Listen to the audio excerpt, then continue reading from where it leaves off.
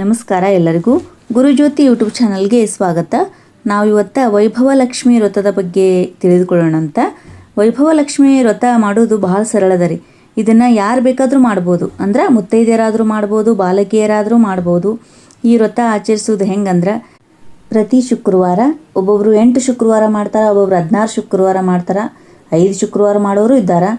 5 ಶುಕ್ರವಾರ ಸಾಯಂಕಾಲ ಟೈಮ್ನಾಗ ಸ್ನಾನ ಮಾಡಿಕೊಂಡು ಪೂಜೆ ಮಾಡಿ, ಇದು ಇಲ್ಲ ವೈಭವಲಕ್ಷ್ಮಿ ವ್ರತಕ್ಕೆ ಮಡಿ ಮೈಲಿಗೆ ಅಷ್ಟೊಂದು ಇರಂಗಿಲ್ಲ ರೀ. ಅಂದ್ರೆ ಶುಭ್ರವಾದ ಬಟ್ಟೆ ಹಾಕ್ಕೊಂಡು ಸ್ನಾನ ಮಾಡಿಕೊಂಡು ಪೂಜೆ ಮಾಡಿ ಪ್ರಸಾದವನ್ನು ಮಾಡಿ ನೈವೇದ್ಯ ಮಾಡಿ ತೋರಿಸೋದಿರ್ತದೆ. ಲಾಸ್ಟ್ನೇ ವಾರ ಮುಗಿಸುವಾಗ 5 ಮಂದಿ ಮುತ್ತೈದರಿಗೆ ಉಡಿ ತುಂಬಿ ಅವರಿಗೆ ವೈಭವಲಕ್ಷ್ಮಿ ಕಥೆಯ ಪುಸ್ತಕವನ್ನು ಕೊಟ್ಟು ಅವರಿಂದ ಆಶೀರ್ವಾದ ಪಡೆದು ಬಹಳ ಮುಖ್ಯ ಇರ್ತದೆ. ಇವಾಗ ವೈಭವಲಕ್ಷ್ಮಿ ವ್ರತದ ಕಥೆಯ ಮಹಿಮೆಯನ್ನು ತಿಳಿದುಕೊಳ್ಳೋಣ ಅಂತ. ಶ್ರೀ ವೈಭವಲಕ್ಷ್ಮಿಯ ಪೂಜಾ ಕಥಾ ಮಹಿಮೆ. ದೊರಕಿತು ಉಂಗುರ. ಭಾರತದ ಬೃಹತ್ ನಗರಗಳಲ್ಲಿ ಒಂದಾದ ಪುಣೆ ನಗರದಲ್ಲಿ ಶೈಲಜಾ ಎಂಬ ಉದ್ಯೋಗಸ್ಥ ಮಹಿಳೆಗೆ ವೈಭವಲಕ್ಷ್ಮಿಯ ಕರುಣೆ ದೊರೆತದ್ದು ಹೀಗೆ. ತಾನೊಂದು ಕಚೇರಿಯಲ್ಲಿ ಗುಮಾಸ್ತೆ, ತನ್ನ ಪತಿಗೊಂದು ಫ್ಯಾಕ್ಟರಿಯಲ್ಲಿ ಕೆಲಸ. ಇವರ ಜೀವನ ಯಾಂತ್ರಿಕಮಯವಾಗಿತ್ತು. ಬೇರೆಯವರಿಂದ ಪೂಜಾ ವಿಧಾನ ತಿಳಿದು ತಾವು ಆಚರಿಸಬೇಕೆಂದು ನಿಶ್ಚಯಿಸಿ ತನ್ನದೊಂದು ಆಭರಣ, ತನ್ನ ಪತಿಯದೊಂದು ಹರಳಿನುಂಗುರ ಇಟ್ಟು ಪೂಜಿಸಿ ನೈವೇದ್ಯ ಮಾಡಿ ಊಟ ಮಾಡಿ ಮಲಗಿದರು. ಮಾರನೆಯ ದಿನ ಕೆಲಸಕ್ಕೆ ಬೇಗ ಹೋಗಬೇಕೆನ್ನುವ ಒಂದೇ ವಿಚಾರದಲ್ಲಿದ್ದು ನಿತ್ಯದ ಪೂಜೆಯಲ್ಲಿ ತನ್ನ ಆಭರಣ ಧರಿಸಿಕೊಂಡು ಪತಿಯ ಹರಳಿನುಂಗುರ ಅವರೇ ಹಾಕಿಕೊಳ್ಳುವರೆಂದು ಅಲ್ಲಿಯೇ ಬಿಟ್ಟು ತನ್ನ ಕೆಲಸಕ್ಕೆ ಹೋದಳು. ಇತ್ತ ಪತಿಯು ತಡವಾಯಿತೆಂದು ಲಘುಬಗೆಯಿಂದ ಪೂಜೆ ಮುಗಿಸಿ ಹೋಗಬೇಕೆಂದು ದೇವಿಯ ನೈರ್ಮಾಲ್ಯ ತೆಗೆದು ಎಲ್ಲವನ್ನು ಒಂದು ಹಾಳೆಯಲ್ಲಿ ತುಂಬಿ ಮುದ್ದಿ ಮಾಡಿ ಕಸದ ಗುಂಡಿಗೆ ಎತ್ತಿ ಹಾಕಿದನು. ಕಸದ ಗುಂಡಿಗೆ ಕಸದ ಮುದ್ದೆ ಬೀಳುವಾಗ ಹರಳಿನುಂಗುರ ಸಿಡಿದು ಚರಂಡಿಯ ಒಂದು ಬದಿಗೆ ಸಿಕ್ಕಿಕೊಂಡಿತ್ತು. ಇದು ಅವನಿಗೆ ಆಗ ತಿಳಿಯಲಿಲ್ಲ. ಬೇಗ ಬೇಗ ಊಟ ಮಾಡಿ ಊಟದ ಡಬ್ಬಿ ತೆಗೆದುಕೊಂಡು ತನ್ನ ಫ್ಯಾಕ್ಟರಿಗೆ ಹೋಗಿ ಕೆಲಸ ಮಾಡುವಾಗ ಬಲಗೈ ಬೆರಳಿನಲ್ಲಿ ಉಂಗುರು ಇಲ್ಲದ್ದು ನೋಡಿ ಗಾಬರಿಯಾಗಿ ನನ್ನ ಅರ್ಧ ತಿಂಗಳ ವೇತನದ ಉಂಗುರ ದೊರೆಯಲಿ ಎಂದು ವೈಭವಲಕ್ಷ್ಮಿಯನ್ನು ನೆನೆಯುತ್ತಾ ಅರ್ಧ ದಿನ ರಜೆ ಹಾಕಿ ಮನೆಗೆ ಬಂದು ಕಸದ ಗುಂಡಿ ನೋಡುತ್ತಾನೆ. ಮಹಾನಗರ ಪಾಲಿಕೆಯವರು ಕಸವನ್ನು ಒಯ್ದು ಸ್ವಚ್ಛ ಮಾಡಿದ್ದರು. ನಿರಾಶನಾಗಿ ನಿಂತಿರಲು ಅವನ ಸತಿಗೆ ಉಂಗುರದ ನೆನಪು ಬಂದು ಕಚೇರಿಯ ಅಧಿಕಾರಿಯಿಂದ ಅನುಮತಿ ಪಡೆದು ಮನೆಗೆ ಬರುತ್ತಾಳೆ. ಗಂಡನು ಜೋಲಾಮುಖ ಮಾಡಿ ನಿಂತಿರುವುದನ್ನು ನೋಡಿ ಉಂಗುರು ಕಳೆದಿದೆ ಎಂದು ತಿಳಿದು ವೈಭವಲಕ್ಷ್ಮಿಯನ್ನು ಮನದಲ್ಲಿ ನೆನೆದು ಪತಿಯಿಂದ ವಿಷಯ ತಿಳಿದುಕೊಂಡು ಗಟಾರಕ್ಕೆ ಬಂದು ನೋಡುತ್ತಾಳೆ. ಪತಿಯ ಉಂಗುರು ಚರಂಡಿಯ ಒಂದು ಕಡೆ ಸಿಕ್ಕಿಕೊಂಡಿದ್ದು ಕಂಡಿತು. ತಕ್ಷಣವೇ ಚರಂಡಿಯಲ್ಲಿ ಇಳಿದು ಕೈ ಹಾಕಿ ಉಂಗುರು ತೆಗೆದುಕೊಂಡಳು. ಆಗ ಆ ದಂಪತಿಗಳಿಗಾದ ಆನಂದ ಹೇಳತೀರದು. ಇದು ವೈಭವಲಕ್ಷ್ಮಿಯ ಮಹಿಮೆಯಲ್ಲದೆ ಮತ್ತೇನು. ಕಳೆದು ಹೋದ ಹಣ ದೊರೆಯಿತು. ಜನನಿ ಬಿಡವಾದ ಮುಂಬೈ ನಗರ ಒಂದರಲ್ಲಿ ನಡೆದ ಘಟನೆ ಇದು. ಅಪ್ಪಾಸಾಹೇಬ ಶೈಲಾದೇವಿ ಎಂಬ ದಂಪತಿಗಳು ಮುಂಬೈ ನಗರದ ದಾದರದಲ್ಲಿ ವಾಸವಾಗಿದ್ದರು. ಸತಿ ಶೈಲಾದೇವಿಯು ವೈಭವಲಕ್ಷ್ಮಿಯ ಪರಮ ಭಕ್ತಳಾಗಿದ್ದು ಪ್ರತಿ ಶುಕ್ರವಾರ ಶ್ರದ್ಧಾಭಕ್ತಿಯಿಂದ ವೈಭವಲಕ್ಷ್ಮಿ ಪೂಜಾ ಮಾಡಿ ದೇವಿಯ ಪ್ರಸಾದ ಪತಿಗೆ ಕೊಟ್ಟು ತಾನೂ ಸ್ವೀಕರಿಸಿ ಈರುವರು ಕೂಡಿ ಭಕ್ತಿಯಿಂದ ನಮಿಸಿ ಊಟ ಮಾಡುವುದು ಅವರ ವ್ರತವಾಗಿತ್ತು. ಹೀಗಿರುತ್ತಿರಲು ಅಪ್ಪಾಸಾಹೇಬನು ತನ್ನ ವಿಮಾ ಪಾಲಿಸಿಯ ವಾರ್ಷಿಕ ಕಂತನ್ನು ವಡಾಲದ ಬ್ಯಾಂಕ್ ಒಂದರಲ್ಲಿ ಕಟ್ಟಬೇಕೆಂದು ಕಂತಿನ ಹಣವನ್ನು ಅಪ್ಪಾಸಾಹೇಬನಿಗೆ ವಿಮಾ ಪಾಲಿಸಿ ಆಫೀಸಿನಿಂದ ಬಂದ ಪತ್ರದ ಪಾಕಿಟಿನಲ್ಲಿ ಇಟ್ಟುಕೊಂಡು ಆ ಪಾಕಿಟನ್ನು ತನ್ನ ಸಣ್ಣ ಬ್ಯಾಗಿನಲ್ಲಿ ಇಟ್ಟುಕೊಂಡು ದಾದರದಿಂದ ವಡಾಲಾ ಕಡೆಗೆ ಹೋಗುವ ಗಾಡಿ ಹತ್ತಿದನು. ಚಾಣಾಕ್ಷರಾದ ಕಿಶೆಗಳರು ಅಪ್ಪಾಸಾಹೇಬನ ಬ್ಯಾಗಿನಲ್ಲಿ ಹಣವಿರಬಹುದೆಂದು ಬಗೆದು ಅವರೂ ಗಾಡಿ ಏರಿದರು. ಗಾಡಿ ವೇಗವಾಗಿ ಓಡುತ್ತಿತ್ತು. ಕುಳಿತುಕೊಳ್ಳಲು ಜಾಗವಿರಲಿಲ್ಲ. ನಿಂತುಕೊಂಡೇ ಹೋಗಬೇಕಾಗಿ ಬಂದಿತು. ಆ 4 ಜನ ಕಿಶೆಗಳರು ತಮ್ಮ ತಮ್ಮಲ್ಲಿ ಬಡಿದಾಡುವಂತೆ ನಟಿಸಿ ಅದರಲ್ಲಿ ಓರ್ವನು ಅಪ್ಪಾಸಾಹೇಬರ ಕೈಯಲ್ಲಿ ಹಿಡಿದಿದ್ದ ಬ್ಯಾಗಿನ ಹಿಡಿಕಿಯನ್ನೇ ಕತ್ತರಿಸಿ ಬ್ಯಾಗನ್ನು ತಾನು ಹಿಡಿದು ಮತ್ತೊಬ್ಬ ಕಳ್ಳನ ಕಡೆ ಎಸೆದನು. ಅವನು ಬೇರೊಬ್ಬನ ಕಡೆ ಒಗೆದನು. ಅದು ಅವನ ಕೈಗೆ ಸಿಗದೆ ಕೆಳಗೆ ಪ್ಲಾಟ್ಫಾರ್ಮ್ ಮೇಲೆ ಬಿದ್ದಿತ್ತು. ವಡಾಲಾದಲ್ಲಿಯ ಬ್ಯಾಂಕಿನಲ್ಲಿ ಕ್ಯಾಶಿಯರ್ ಆಗಿದ್ದ ಲಕ್ಷ್ಮೀಪತಿಯು ಅಪ್ಪಾಸಾಹೇಬನ ಆಪ್ತ ದೋಸ್ತನಾಗಿದ್ದನು. ದೈವವಶಾತ್ ಅಂದು ಲಕ್ಷ್ಮೀಪತಿಗೆ ದಾದರ ನಿಲ್ದಾಣದಲ್ಲಿ ಗಾಡಿ ಏರುವುದಾಗದೆ ಪ್ಲಾಟ್ಫಾರ್ಮ್ ಮೇಲೆ ಹಾಗೇ ನಿಂತಿದ್ದನು. ಕಳ್ಳನು ಗಾಡಿಯೊಳಗಿನಿಂದ ಎಸೆದ ಹಣದ ಪಾಕೆಟ್ ಇದ್ದ ಬ್ಯಾಗು ಇವನ ಮುಂದೆ ಬಾಯಿ ತೆರೆದು ಬಿತ್ತು. ಬಿದ್ದ ರಭಸಕ್ಕೆ ಹಣ ಇದ್ದ ತಮ್ಮ ಬ್ಯಾಂಕಿನ ಪಾಕೆಟು ಹೊರಗೆ ಬಿದ್ದಿತು. ಆ ಲಕೋಟೆಯ ಮೇಲೆ ತಮ್ಮ ಗೆಳೆಯನ ವಿಳಾಸವಿತ್ತು. ತಕ್ಷಣವೇ ಬ್ಯಾಗನ್ನು ತೆಗೆದುಕೊಂಡು ಪಾಕೀಟು ಸಹಿತ ತನ್ನ ಬ್ಯಾಗಿನಲ್ಲಿ ಇಟ್ಟುಕೊಂಡು ನೇರವಾಗಿ ಮನೆಗೆ ಬಂದು ಬ್ಯಾಂಕಿನ ಮ್ಯಾನೇಜರ್ ಅವರಿಗೆ ಫೋನ್ ಮಾಡಿ ಮಧ್ಯಾಹ್ನ ಬರುವುದಾಗಿ ಹೇಳಿ ಆದ ಘಟನೆ ವಿವರಿಸಿ ಫೋನ್ ಕೆಳಗೆ ಇಟ್ಟನು. ಇತ್ತ ಗಾಡಿಯಲ್ಲಿ ಬ್ಯಾಗ್ ಕಳೆದುಕೊಂಡ ಅಪ್ಪಾಸಾಹೇಬನ ಹೆಂಡತಿ ಶೈಲಾದೇವಿ ಏನ್ರಿ, ಬ್ಯಾಂಕಿಗೆ ಹೋಗಿ ಹಣ ಕಟ್ಟಿ ಬರಲಿಲ್ಲವೇ? ನಿಮ್ಮ ಕ್ಯಾಶ್ ಬ್ಯಾಗ್ ಎಲ್ಲಿ ಎಂದಾಗ ದಾರಿಯಲ್ಲಿ ನಡೆದ ಎಲ್ಲ ಘಟನೆಗಳನ್ನು ಹೇಳಿ ದೇವಿ ಮಾಡಿದ್ದಾಗಲಿ ಎಂದು ನಿಟ್ಟುಸಿರು ಬಿಟ್ಟರು. ಆಗ ಶೈಲಾದೇವಿಯು, ವೈಭವಲಕ್ಷ್ಮಿಯು ನಮ್ಮನ್ನೆಂದೂ ಕೈ ಬಿಡುವುದಿಲ್ಲ. ಕಳ್ಳರು ಅಪಹರಿಸಿದ ನಿಮ್ಮ ಹಣವನ್ನು ದೇವಿಯು ದೊರಕಿಸಿಕೊಡುತ್ತಾಳೆ. ಬನ್ನಿರಿ, ವೈಭವಲಕ್ಷ್ಮಿಗೆ ದೀಪ ಹಚ್ಚಿ ನಮಸ್ಕಾರ ಮಾಡೋಣ ಎಂದು ಮನೆಯೊಳಗೆ ಹೋಗಿ ಕೈಕಾಲು ಮುಖ ತೊಳೆದುಕೊಂಡು ದೀಪ ಹಚ್ಚಿ ಧ್ಯಾನ ಮಾಡಿ ನಮಿಸಿ ನಿಂತಿರಲು ಕಾಲಿಂಗ್ ಬೆಲ್ಲಿನ ಸದ್ದಾಯಿತು. ಯಾರು ಬಂದಿದ್ದಾರೆಂದು ಬಾಗಿಲದ ಕದ ತೆರೆದು ನೋಡಲು ಗೆಳೆಯನಾದ ಲಕ್ಷ್ಮೀಪತಿಯು ಕೈಯಲ್ಲಿ ಹಣದ ಬ್ಯಾಗು ಹಿಡಿದು ಮನೆಯೊಳಗೆ ಬಂದರು. ಹಲೋ ಅಪ್ಪಾಸಾಹೇಬ, ತೆಗೆದುಕೋ ಈ ನಿನ್ನ ಹಣದ ಬ್ಯಾಗ್ ಎಂದು ಮುಂದಿನ ಟಿಪಾಯ್ ಮೇಲಿಟ್ಟು ಕುರ್ಚಿಯಲ್ಲಿ ಕುಳಿತನು. ಹೋದ ಜೀವ ಬಂದಂತಾಗಿ ಆನಂದವದನಾಗಿ ಬ್ಯಾಗಿಗೆ ಕೈ ಹಾಕಿದನು. ಶೈಲಾದೇವಿಯು, ಇದು ಹೇಗೆ ನಿಮಗೆ ಸಿಕ್ಕಿತು ಎಂದಾಗ ದಾದರ ನಿಲ್ದಾಣದಲ್ಲಿ ನಡೆದ ಘಟನೆಯನ್ನು ಸಾಧ್ಯಾಂತವಾಗಿ ವಿವರಿಸಿದನು. ಅಲ್ಲದೆ ಪಾಕೀಟಿನಲ್ಲಿದ್ದ ನಿನ್ನ ಹಣ ಹಾಗೂ ಪತ್ರವನ್ನು ತೆಗೆದು ಇಂದೇ ನನ್ನೊಂದಿಗೆ ಬಂದು ಕಂತಿನ ಹಣವನ್ನು ಕಟ್ಟು. ನಿನ್ನ ವಿಷಯ ಈಗಾಗಲೇ ನಮ್ಮ ಮ್ಯಾನೇಜರ್ ಅವರಿಗೆ ಹೇಳಿರುವೆನು ಅಂದನು. ಆಗ ಶೈಲಾದೇವಿಯು ವೈಭವಲಕ್ಷ್ಮಿಯ ಪೂಜಾ ಪ್ರಸಾದವನ್ನು ಕೊಟ್ಟು ಭಕ್ತಿಯಿಂದ ಪೂಜಿಸಿದರೆ ಎಂದೆಂದಿಗೂ ವೈಭವಲಕ್ಷ್ಮಿಯು ಕೈ ಬಿಡುವುದಿಲ್ಲವೆಂದು ಹೇಳಿದಳು.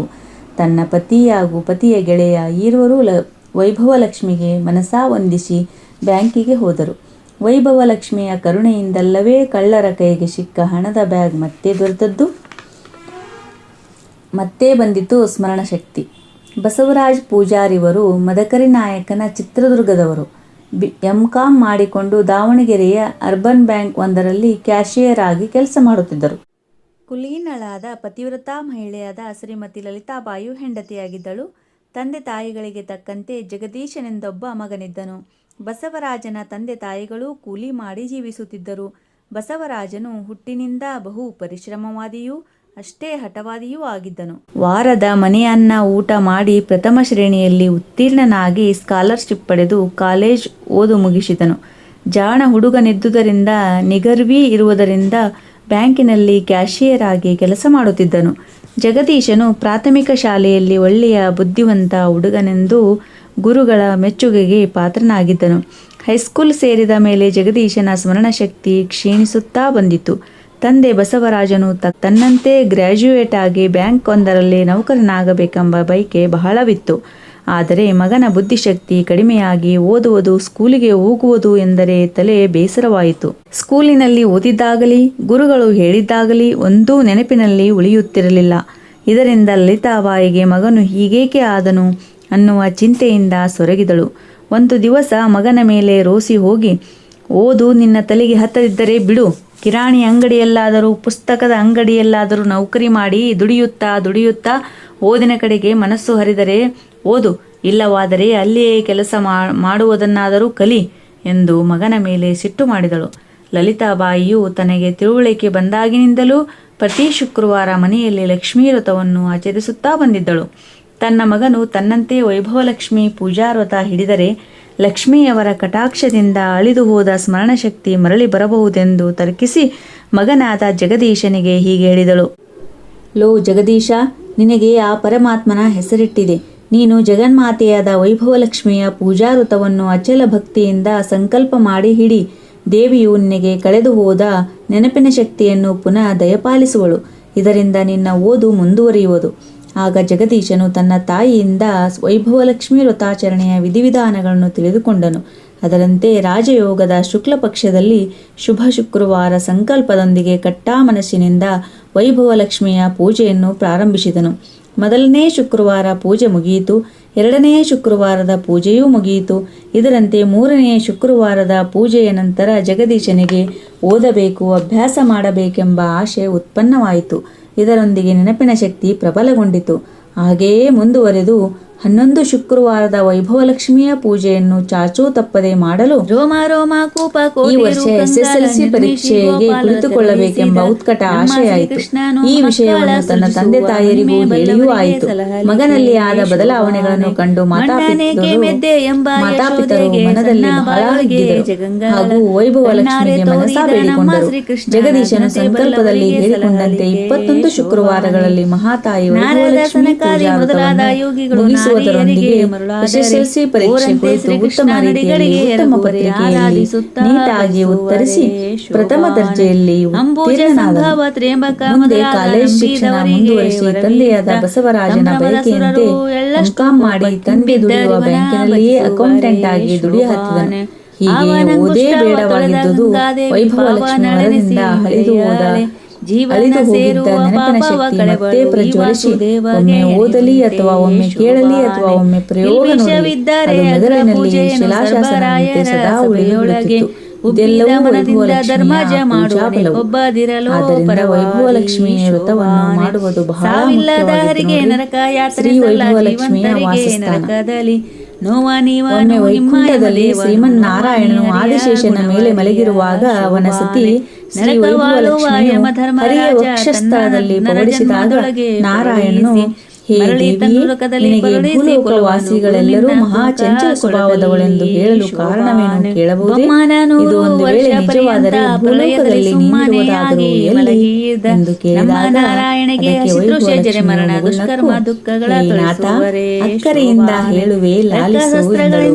ಯತ್ರಾಭ್ಯಾಗತ ದಾನ ಮಾನ ಚರಣ ಪ್ರಕ್ಷಾಳಂ ಭೋಜನಂ ಸತ್ವೇವಾ ಪಿತೃದೇವ ತಾರ್ಚನಾ ವಿಧ ಸತ್ಯಂಗವಾಂ ಪಾಲನಂ ಧಾನ್ಯ ನಾಮಪಿ ಸಂಗ್ರಹೀನ ಕಲಹ ಚಿತ್ತಾನುರೂಪಾ ಪ್ರಿಯ ಹೃಷ್ಟ ಪ್ರಾಹಾರಿ ವಸಾಮಿ ಕಮಲಾತ್ಮಸ್ಮಿನ್ ಗೃಹೇ ನಿಶ್ಚಲ. ಅತಿಥಿಗಳು ಬಂದರೆ ಅವರನ್ನು ಸ್ವಾಗತಿಸಿ ಪಾದಗಳಿಗೆ ನೀರು ಕೊಟ್ಟು ಊಟ ದಾನ ದಕ್ಷಿಣೆ ಕೊಟ್ಟು ತೃಪ್ತಿಪಡಿಸುವಲ್ಲಿ, ಸಜ್ಜನರ ಸೇವೆ, ದೇವ ಕಾರ್ಯ, ಶ್ರದ್ಧಾ ಪಿತೃಕರ್ಮ ಕಾರ್ಯ ನಡೆಯುವಲ್ಲಿ, ಸತ್ಯ ಇರುವ ಕಡೆ, ಅಸತ್ಯವೆಂಬುದು ಎಷ್ಟೂ ಇಲ್ಲದಿರುವ ಕಡೆ, ಆಕಳುಗಳು ಇರುವ ಕಡೆ, ದಾಸೋಹಕ್ಕಾಗಿ ದಾನ ಮಾಡುವುದಕ್ಕಾಗಿ ಧಾನ್ಯ ಸಂಗ್ರಹ ನಡೆಯುವ ಕಡೆ ನಾನು ಯಾವಾಗಲೂ ನೆಲೆ ನಿಲ್ಲುತ್ತೇನೆ. ಈ ಎಲ್ಲ ಸ್ಥಳಗಳನ್ನು ಬಿಟ್ಟು ನಾನು ಎಲ್ಲಿಯೂ ಕದಲುವುದಿಲ್ಲ ಎಂದಳು. ಒಂದು ವೇಳೆ ಇಂತಹ ಸ್ಥಿತಿ ಬದಲಾದರೆ ನಾನು ಯಾವಾಗ ಬೇಕಾದರೂ ಹೊರಟು ಹೋಗುತ್ತೇನೆ ಎಂದು ಮಹಾಲಕ್ಷ್ಮಿ ಮಾತೆಯು ಶ್ರೀಮನ್ನಾರಾಯಣನಿಗೆ ಹೇಳಿದಳು. ಇಂತಹ ವೈಭವಲಕ್ಷ್ಮಿಯ ಸನ್ನಿಧಾನ ಪಡೆಯಬೇಕೆನ್ನುವವರು ಸುಲಭವಾಗಿ ಅನುಸರಿಸಬೇಕಾದ ಪೂಜಾ ವಿಧಾನವನ್ನು ನಾನೀಗ ಭಕ್ತಜನಗಳಿಗೆ ತಿಳಿಯಲೆಂದು ಪ್ರಕಟಿಸಿದ್ದೇನೆ. ಕಾರಣ, ಶ್ರದ್ಧಾಭಕ್ತಿಯಿಂದ ವೈಭವಲಕ್ಷ್ಮಿಯ ಪೂಜಾವ್ರತ ಆಚರಿಸಿ ಮನಬಯಕೆಗಳನ್ನು ಅತಿ ಶೀಘ್ರದಲ್ಲಿಯೇ ಪಡೆದು ಸುಖಿಗಳಾಗಿರಿ. ವೈಭವಲಕ್ಷ್ಮಿಯು ಕರುಣಾಮಯಿಯಾಗಿದ್ದಾಳೆ. ಅವಳನ್ನು ನಂಬಿದವರಿಗೆ ಇಹ ಪರ ಸುಖಗಳನ್ನಿತ್ತು ಕಾಪಾಡುವಳು. ವೈಭವಲಕ್ಷ್ಮಿಯು ಅಪರೂಪದ ಶಕ್ತಿ ದೇವತೆಯಾಗಿದ್ದಾಳೆ. ಬ್ರಹ್ಮ ಇಂದ್ರಾದಿ ದೇವತೆಗಳಿಗೆ ಮಾತಾ ಸ್ವರೂಪಿಯಾಗಿದ್ದಾಳೆ. ದೇವಾದಿ ದೇವನಾದ ಶಿವ, ಹರಿ ಇವರ ಅಪಾರ ಶಕ್ತಿಯೇ ವೈಭವಲಕ್ಷ್ಮಿ ಆಗಿದ್ದಾಳೆ. ಅಂತೆಯೇ ಸಕಲ ದೇವತೆಗಳೂ ಒಕ್ಕೂರಲಿನಿಂದ ಸರ್ವಮಂಗಲ ಮಾಂಗಲ್ಯೆ ಶಿವೇ ಸರ್ವಾರ್ಥ ಸಾಧಿಕೆ ಶರಣ್ಯೇ ತ್ರಂಬಕೆ ಗೌರಿ ನಾರಾಯಣಿ ನಮೋಸ್ತುತೆ ಎಂದು ಸ್ತುತಿಸಿದ್ದಾರೆ. ಇತಿ ಶ್ರೀ ಶುಭಪ್ರದ ವೈಭವಲಕ್ಷ್ಮಿ ಪೂಜಾ ಕಥಾ ಸಮಾಪ್ತಿ. ಮಂಗಳಾರತಿ ತಂದು ಬೆಳಗಿರೆ ಮಂಗಲ ಮಹಾಲಕ್ಷ್ಮಿಗೆ, ಬಂದ ಸಂಕಟ ದೂರ ಮಾಡುವ ಚಂದದ ಮಹಾಲಕ್ಷ್ಮಿಗೆ, ಮುಗ್ಧ ಭಕ್ತರ ಪೂಜೆಗೊಲಿದು ಬಂದಿಹ ಮಹಾಲಕ್ಷ್ಮಿಗೆ, ಧನ ಕನಕ ಶಿರಿಯ ಕೊಡುವ ನಮ್ಮ ವೈಭವ ಮಹಾಲಕ್ಷ್ಮಿಗೆ. ಮಂಗಳಾರತಿ ತಂದು ಬೆಳಗಿರೆ ಮಂಗಲ ಮಹಾಲಕ್ಷ್ಮಿಗೆ, ಮಂಗಲ ಮಹಾಲಕ್ಷ್ಮಿಗೆ. ಇಷ್ಟೊತ್ತು ವೈಭವಲಕ್ಷ್ಮಿ ವ್ರತವನ್ನು ಕೇಳಿದ್ದಕ್ಕಾಗಿ ಎಲ್ಲರಿಗೂ ಧನ್ಯವಾದಗಳು. ನಮ್ಮ ಚಾನೆಲ್ನ ದಯವಿಟ್ಟು ಸಬ್ಸ್ಕ್ರೈಬ್ ಮಾಡಿಕೊಂಡು ಸಪೋರ್ಟ್ ಮಾಡಿರಿ ಅಂತ ಎಲ್ಲರಿಗೂ ಕೇಳ್ಕೊತೀನಿ.